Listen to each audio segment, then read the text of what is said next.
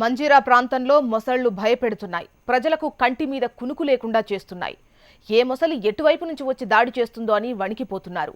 రైతులు పొలాల్లోకి వెళ్లాలంటేనే జంకుతున్నారు. అసలు నీటిలో ఉండాల్సిన మొసళ్లు జనారణ్యంలోకి ఎందుకు వస్తున్నాయి? తీర ప్రాంత ప్రజల పరిస్థితి ఏంటి? ఈ స్టోరీ చూద్దాం. మంజీరా ఎండిపోవడంతో అటు ప్రజలు తాగునీటి కష్టాలు పడుతుంటే మరోపక్క వన్యప్రాణులు కూడా తీవ్ర ఇబ్బందులకు గురవుతున్నారు. మంజీరా తీర ప్రాంత ప్రజలను మొసళ్లు కంటి మీద కునుకు లేకుండా చేస్తున్నాయి.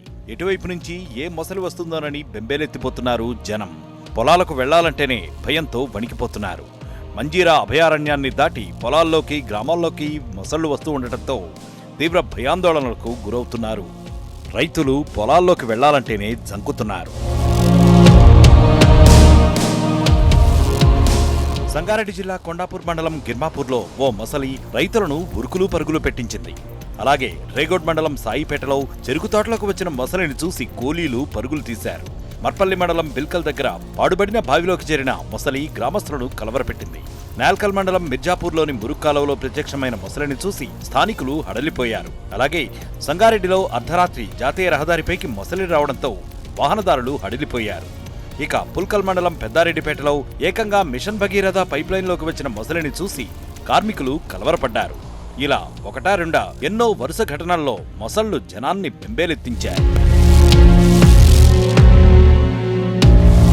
ప్రధానంగా మంజీరా అభయారణ్యం, సింగూరు ప్రాజెక్టు ప్రాంతాల్లో మొసళ్ల సంచారం ఉంటుంది. 36 కిలోమీటర్ల మేర విస్తరించిన మంజీరా అభయారణ్యాన్ని మొసళ్లకు ఆవాస కేంద్రంగా గుర్తించారు. దాంతో సంగారెడ్డి మండలం కల్పగూర్ దగ్గర ప్రత్యేకంగా మొసళ్ల బ్రీడింగ్ కేంద్రాన్ని ఏర్పాటు చేశారు. బ్రీడింగ్ సెంటర్లో పెంచిన మొసళ్లను మంజీరాలో వదలడంతో పాటు వాటి పరిరక్షణకు అటవీ అధికారులు ప్రత్యేక చర్యలు తీసుకుంటున్నారు.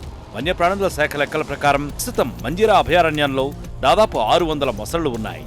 అయితే సింగూరు ప్రాజెక్టు ప్రాంతంలో అధికారికంగా మొసళ్ల గణన చేపట్టలేదు. దీంతో ఇక్కడ దాదాపు 2000కు పైగా మొసళ్లు ఉన్నట్లు అనధికారికంగా చెబుతున్నారు. మొసళ్లు ఇంత పెద్ద సంఖ్యలో ఉండబట్టే గతంలో వందల సంఖ్యలో పశువులు ఆహారంగా మారాయంటున్నారు. ఇవి బులెటిన్ డీటెయిల్స్. అప్డేట్స్ కోసం చూస్తూనే ఉండండి